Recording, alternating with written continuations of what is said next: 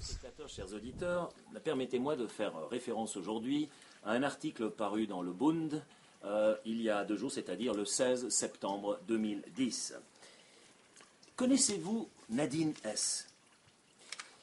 En fait, Nadine s'appelait Max avant, c'est-à-dire avant l'opération. Max avait des appâts virils. Nadine n'en a plus. Certains vont me dire que parfois, elle en a quand même, grâce à son minou tout neuf. Eh bien non. Car Max, en devenant Nadine, Max continue à aimer les femmes. Elle vit donc avec son amie Ramona. Si les gens se libèrent de sa propre masculinité, inutile de la retrouver chez un autre.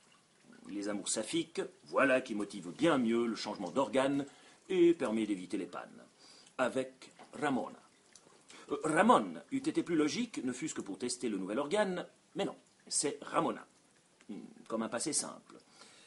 Un long passé pas si simple que ça néanmoins, car Nadine, qui plus est, a 73 ans.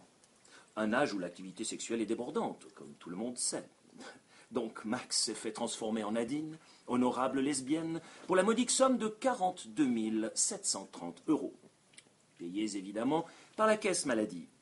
Nous sommes tous très heureux d'avoir pu participer financièrement à la féminité enfin retrouvée de l'ex-Max. Un problème est cependant venu perturber la quiétude retrouvée de Nadine. La caisse maladie Suica n'a pas voulu payer l'opération car Nadine n'avait pas suivi l'accompagnement psychothérapique de 2 années obligatoires avant de transformer les Max en Nadine et les Sylvia en Christophe.